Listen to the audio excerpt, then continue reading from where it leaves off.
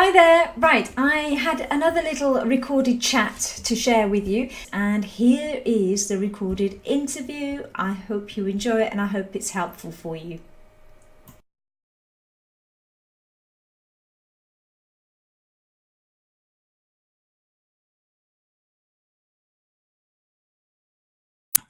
Hi, I have been chatting to Donald Hatter. Donald is a motivational speaker, has been in sales for over 20 years, and has brought out a really interesting book called 10 Things That Great Sales Leaders Shouldn't Do. I have Donald now with me. Hi, Donald. Hello, how are you this I'm afternoon? really well. I'm really well. Is it morning there, I believe? It is here.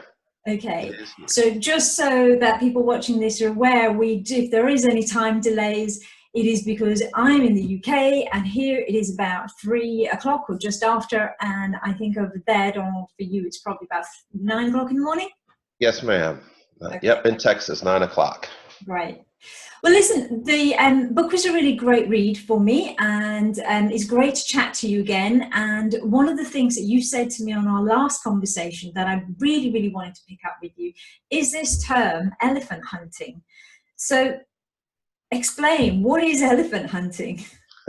Absolutely. So I've had a number of different types of sales jobs, everything from selling ads in college publications all the way up to selling large million-dollar solutions to large corporate legal departments. So in some of the jobs I had where the deal sizes were over six figures, could be seven figures, we use the term elephant hunting to mean a prospect that if we were able to acquire, it would be big enough to essentially make your year, if not more. So it was really a really big prospect that indicated a really big deal size. Is how we use the term elephant hunting. Okay, so over here we might call that, I suppose it kind of comes in line with what we call cherry picking. And sometimes salespeople tend to want to go for the big deals and the juicy ones. So it kind of means, what it does mean though, what it does create is a challenge of maintaining a consistency in pipeline rather than peaks and troughs. Would you agree?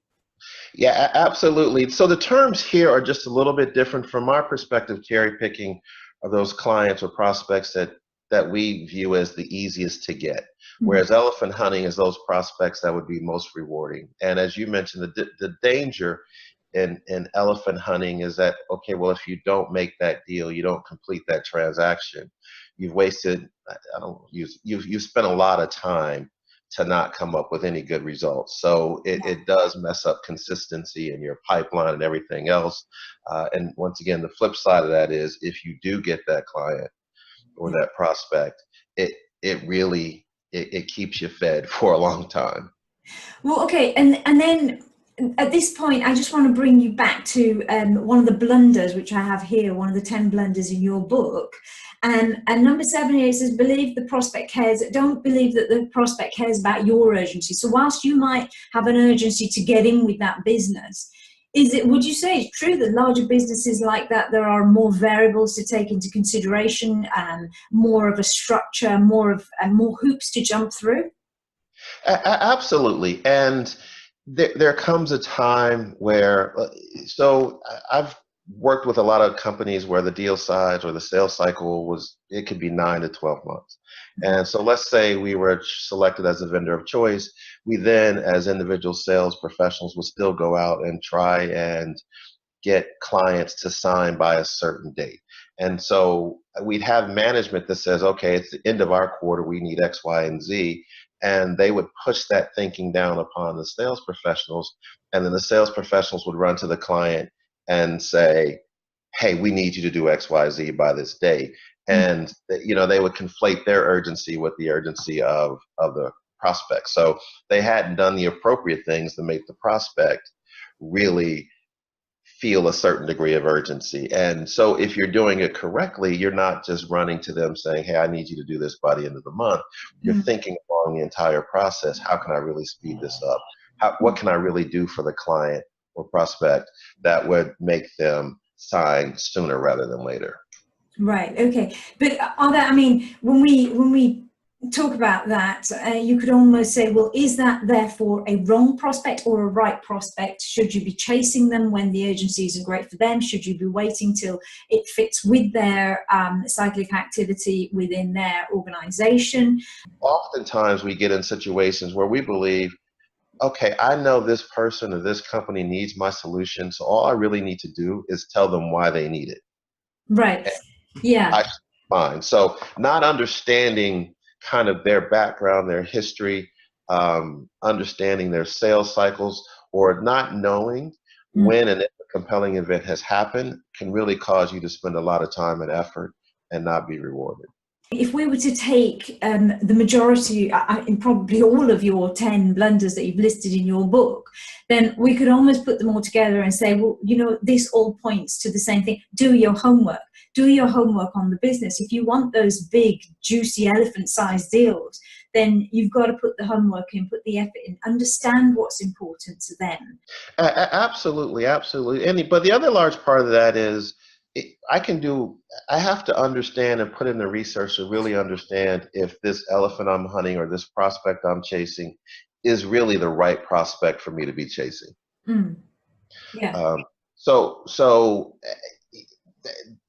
and I really believe if when people ask me what's the difference between a sales professional that's really, really good Yeah. and one that's just average or okay, Yeah. I believe the biggest difference is the people that are really, really good spend the right amount of time with the right people. Most often, organizations and individuals that are trying to sell a product or solution, they'll say, okay, this is my target audience. These are the businesses or these are the individuals I should be targeting because I think they need my solution. And I'm like, that's fine in some instances, but in many instances, it's just not enough. It's like, okay, that might be true, Yeah. but at the end of the day, are they going to actually buy from you? I think all of those things are kind of captured within your book. You've got, I mean, let's just list those 10 blunders. You've got one, try to create a compelling event. Great. I mean, I read that example you just gave about the air conditioning unit. That's in your book. And it's a great example. As I was reading it, I'm thinking in my head, oh my God, this reminds me, I've got to buy a dress because I've got a party coming. My compelling event to go out and buy that dress is that I've got a party coming up. And you know, it fits perfectly. So I think these are easy ones for anybody to relate to in any way whatsoever. Overestimate their value. I love that because I do think that, you know, quite often a lot of people just seem to think that just because you've got the VP or the director there with you doesn't mean it's going to add value. So number 3, don't spend time with the wrong prospects. So we just talked about that. And number 4, ignore the real problem. Explain that one a little bit more. So that one's a little different in the sense that it's more about a sales environment Yeah. or a sales team. And I use this analogy all the time because I just love it. And I've even written articles about, okay, is it the fish or the water? And I think that's what I write about in the book. Yeah. And the idea is because I've been in situations where I've been on a sales team where there were 5 people that covered the United States. Yeah. And we reported to one director. And Mm. over the course of 2 years, there would be 23 people hired to fill those 5 spots. At some point, the company needs to say, it's probably not the salespeople that are the problem, it's the director. And as simple as that sounds, companies refuse to do it. It's Mm-hmm. probably great for people like you that offer sales training because they'll be like, okay, we just need to do more sales training. We just need to hire different people. It's, well, no, even if the director but the director is responsible for hiring people. So even if the people are the problem, that's the person hiring them. So you still should get rid of the director. But Well, the analogy I use is the whole, an efficient analogy example is if you go to a really good pet store and buy a fish tank, they yeah. probably will not sell you the fish at that store at that time. But you can go buy the tank at one place and then you go to another place and you can buy some fish. And if you go home and put the fish in the water, chances are the next morning they'll wake up floating. right? Well, do you know what, Donald? Absolutely agree with you, and I'm just going to pick up there on something that you said about sales training and that kind of thing is good. It's actually not good for people like me when the problem lies not with the team itself, but with the director. And there's been occasions where I personally have had to then feed back and say, look, there's no point investing further in the sales team. We now have to run a management program because it's the managers that need to be supported, coached, developed, and helped. Otherwise, we're going to be doing this forever and a day, and we're going to be throwing good money after bad. So it's good in a way for me, but it's my reward is when they get rewarded, when my customers and my clients and my partners get rewarded. So I do see where you're coming from, though, and it is important for all trainers, wherever they are, to point out if there's a problem in the culture, in the environment, in the leadership, because it's leadership skills we're talking about here. Absolutely. I imagine in your case, I mean, it goes along the lines of every client's not a good client. So your credibility is on the line if you're stuck in an environment where you're trying to train people that are already solid, but they report to people that aren't solid. And it's interesting, I'm doing this leadership talk later today, and it's just like there's nothing worse for a company than taking really talented people and having them report to an ineffective leader or a terrible manager. Like everybody loses. Yeah, I mean, there's a whole nother conversation there about leadership, but I'm conscious I want to get through this list, and so we've got rely heavily on ROI calculators. I love that because so many people rely on the tool to do the job rather than, they become the tool themselves rather than use the tool as a tool. So I like that one. Assume that the prospect can't see us. I mean, some people have done their homework and don't assume they don't know. And I believe the prospect cares about their urgency. We kind of touched on that earlier, which is, look, just because you're urgent for this business doesn't mean they are. Let others control meetings. So I always talk about this in terms of, it's put an agenda across. Let them know what your expected outcome is, because at least then they know where you're trying to go with this. It really takes away that pressure of asking that question at the end of the meeting, doesn't it? It does, and the meeting thing is kind of interesting. And so once again, the whole idea of the book is, I'm not trying to teach new sales methodology, not trying to provide sales training, just really trying to highlight some things that happen over and over again, despite the experience of sales professionals throughout the world. Yeah. But as it relates to the meetings, for example, the agenda is one part, but the other thing is, more often than not, with a lot of the large transactions I was doing, being able to go from one meeting to the next was really challenging, but really, and also very, very important. So the ability to control a meeting and make the person on the other side feel comfortable with running you into higher ups is really, really important. So it's the agenda, but it's also when you show up, can you take control? You want to make the prospect feel comfortable that they can let you take charge of the process. Yeah, and there is nothing like more uncomfortable than sitting across the table or next to somebody who is incredibly uncomfortable, isn't it? Isn't that true? Exactly, or someone that's just comfortable but incredibly talkative. Yeah. Like, yeah, that's nerves. A lot of the time, that's nerves. I mean, in my experience, I see salespeople going through simulations, and I watch them in the field for real, and it's just like motor mouth. And it's just come from nerves. It's nerves, and it's bad training, right? So it's always so many sales professionals. What's that? Bad training or no training? No, bad training. Bad training. Because what'll happen is, I want to make sure if I hire you, you can talk well of my product. Like that's the culture of most companies. So above everything else, I need you to be able to spit out why this product or service is so valuable. Right. And so what ends up happening is that becomes the focus. So as soon as I get in front of someone who I think might buy it, all I do is start spewing out why they should buy it, right? So I'm not listening, I'm not doing anything else. Absolutely. And they're trained that way, right? That's why I say bad training. That's how they're taught. Like, I think it's so ridiculous when people have sales interviews and they want you to do a presentation. I'm like, what is that? What, like, sell the pen. Like, yeah, like what does that do? Like that does nothing for, that's just such a, that whole show up and throw up kind of concept. Yeah. It's not good. Like literally, I've had an executive come in and she was pitching a product Yeah. that was an extension to our core product. The Mm.